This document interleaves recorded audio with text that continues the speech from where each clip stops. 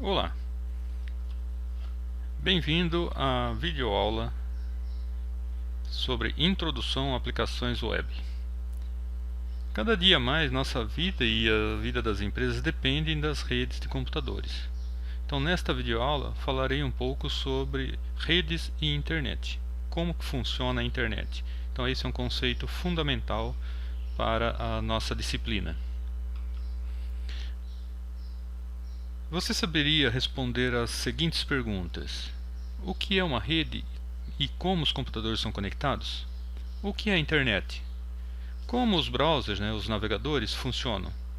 O que acontece nos bastidores quando me conecto a um servidor web? O que é o Hypertext Markup Language, o tão conhecido HTML? Como funcionam os websites? Então, é de extrema importância que você tenha esses conceitos. Então eu farei breves comentários para dar uma noção mínima sobre o contexto de uma aplicação web. Mas o aluno que não tiver bem claro esses conceitos deverá buscá-los com a máxima urgência. Então, redes de computadores. Então, em essência, uma rede de computador é qualquer sistema no qual dois ou mais dispositivos de computação estejam conectados. Mesmo um computador isolado conectado a uma impressora é um tipo de rede, mas geralmente uma rede consiste de computadores conectados entre si, de forma que possam trocar informações entre eles. Então, em qualquer rede podemos identificar duas partes: os meios físicos, cabos, equipamentos wireless, por exemplo, e esses meios são necessários para permitir a interconexão dos computadores, E além dos meios físicos que permitem a conexão ou a interconexão, a gente tem também uma linguagem comum entre eles para que possa haver a comunicação. E essa linguagem comum é o TCP/IP.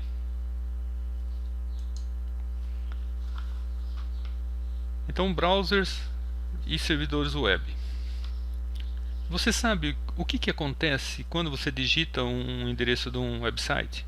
Então, redes aqui não é o nosso tema, mas você sabe que todas as máquinas na internet, desde a sua máquina, o seu celular ou o servidor web que você está acessando, onde está hospedado o site, todos os equipamentos têm um endereço único na internet, que é o IP. Então toda comunicação é feita baseada no IP. Então a informação chega na outra máquina se essa máquina souber o IP da outra máquina. Mas nós não digitamos o IP no browser, nós digitamos, por exemplo, um endereço web, um nome de domínio, como é chamado. Então o que acontece? Como que ele acha essa máquina? Então isso é uma coisa que o aluno tem que saber. Então tem que descobrir como que isso acontece. Então o browser determina o nome do servidor web de destino, o hostname, a partir do endereço web que o usuário digitou. Então o seu computador usa um DNS, então uma palavra-chave aí, DNS, que é o Domain Name System. Então são as máquinas que se encarregam de traduzir, por exemplo, um nome, por exemplo, www.microsoft.com. Esse é um nome que é usado para facilitar a nossa vida. Mas qual que é o IP da máquina onde está hospedado este site?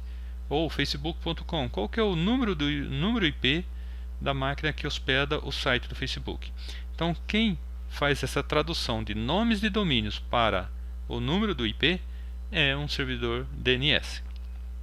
Então o browser ele tem lá uma configuração de qual é o servidor DNS que ele tem que pedir para traduzir o nome do domínio que o usuário digitou para o número de IP que hospeda aquele domínio. Então o servidor DNS pesquisa em sua lista de nomes de domínios e envia o endereço de IP de volta para o seu computador. Então essa forma simplista até. Então seria interessante que o aluno fizesse uma pesquisa sobre resolução de nomes de domínios, DNS. Então depois que o seu servidor consultou um servidor DNS e esse servidor DNS devolveu o número de IP que corresponde à máquina que tem aquele website, aí então que o browser envia uma requisição para o servidor. Então o servidor DNS informou o IP agora o browser vai enviar uma requisição para o IP que o servidor DNS retornou. Então o seu computador então usa esse IP para estabelecer uma comunicação com o servidor web. E aí então o servidor web vai devolver o conteúdo da página que o usuário está querendo acessar. Bom, esse tipo de comunicação entre a sua máquina, o seu browser, o seu navegador e o servidor web é conhecido como uma comunicação cliente-servidor. O cliente é o seu browser, o servidor é a máquina que hospeda o site. Então o cliente envia um nome de usuário para o servidor. Então nome de usuário e senha. Por exemplo, você quer logar num site. O servidor responde para dizer que o nome de usuário e senha foram aceitos. O cliente requisita uma lista de e-mails, por exemplo. Então aqui a gente está falando de um servidor de e-mail. Então a gente tem diversos tipos de servidor. Servidor HTTP, que é o servidor web, servidor de e-mail SMTP ou POP, servidor FTP, uma série de servidores. Então a comunicação é praticamente a mesma. O programa cliente envia uma requisição para o servidor. O servidor vai processar essa requisição e devolver a resposta. Se for um servidor de e-mail, primeiro geralmente ele manda o nome de usuário e senha. Aí o servidor de e-mail devolve a resposta dizendo se o usuário e senha está ok ou não. Se não tiver, tem que mandar o usuário e senha outra vez. Se tiver, ele manda todo o conteúdo relacionado àquele usuário e senha. E aí, então tem uma transação, uma conversa entre o programa de e-mail e a máquina que hospeda o servidor de e-mail. Se fosse um servidor web, a hora que o usuário digitou a página, é mandada uma solicitação, uma requisição, e o servidor web então devolve o conteúdo da página. Aqui é o mesmo princípio, só que tratando-se de e-mail. Então isso é conhecido como comunicação cliente-servidor. Bom, em se tratando de aplicações web, o usuário tem que entender bem dessa linguagem de marcação, que é o Hypertext Markup Language, HTML, bastante conhecido.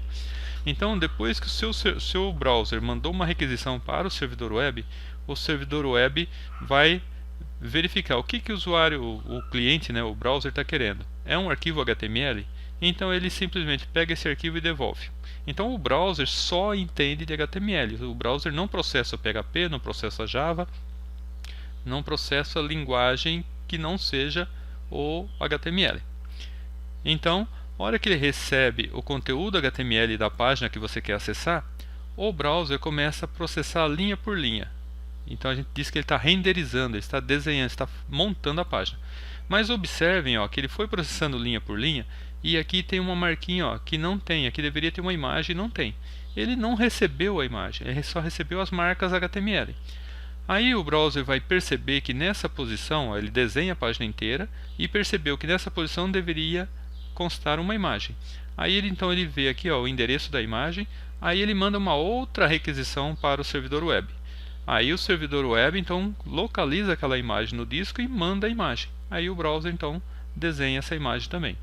Então, se a internet, quando a conexão da internet é mais lenta, você pode perceber às vezes que durante alguns segundos pode ficar essa marquinha aqui de que não tem a imagem. Por quê? Porque ele recebeu só os códigos HTML, montou a página e aí verificou que numa determinada posição ou mais de uma posição era esperada uma imagem. Aí então o cliente, que é o browser, tem que mandar uma outra requisição para o servidor web solicitando aquela imagem. Aí o servidor web recebe essa requisição, manda a imagem para o browser e o browser coloca essa imagem na posição marcada aqui no HTML. Bom, Web Applications. Então, um outro conceito que são as Web Applications, ou seja, os sites, Então a gente pode fazer um site só com HTML. Então, essa é a situação mais simples. Então, essas engrenaginhas aqui, entenda, é o servidor web. Então, o que é um servidor web? É um outro assunto que seria interessante o aluno pesquisar. Um servidor web não é necessariamente a máquina, mas é a máquina com o software que faz toda essa comunicação, que faz todo esse processamento. Então, o servidor web, no fundo, é software. É um programa que fica esperando as solicitações. Aí o browser manda a solicitação, chega para esse programa que está rodando aqui na máquina que é a servidora. Se essa requisição for apenas uma página HTML, o servidor web identifica isso, que é apenas uma página HTML, procura o arquivo correspondente no disco e manda esse conteúdo de volta. E aí o browser faz aquela renderização, que é o que a gente viu nessa aula, nesse slide anterior.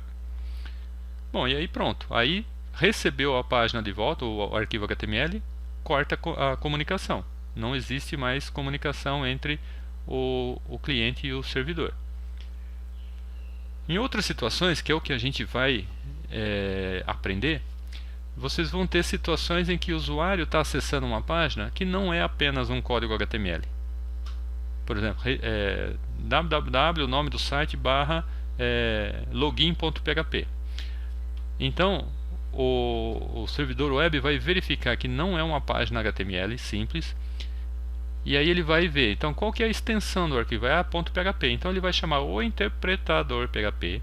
O interpretador PHP vai processar todos os códigos, que pode ser PHP misturado com HTML, e ele vai, se for necessário, acessar o disco, acessar arquivos em disco, banco de dados, e aí ele vai montar como resposta um novo arquivo HTML. Então tudo que era PHP, de alguma forma ele transformou em código HTML.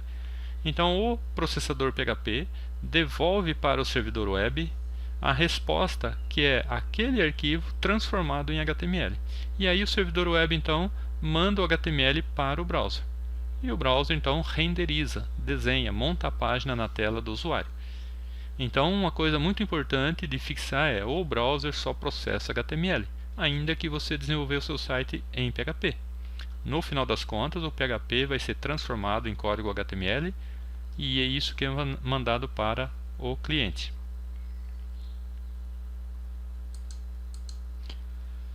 Tá ok? Então foi muito rápido, e eu solicito que o usuário, que o aluno que não tiver bem claro esses conceitos, que busque algum esclarecimento. Então, de como funciona a resolução de nomes, o TNS, né? E como que funciona a comunicação cliente-servidor entre o browser e servidor web, browser, servidor de e-mail, qualquer outro tipo de servidor. E também as requisições, como que funciona o servidor web propriamente dito. Tá ok? Então, eu vou postar também para os alunos um material em PDF mais detalhado, contendo esses conceitos. Então, obrigado por ter assistido essa videoaula e espero vocês na próxima.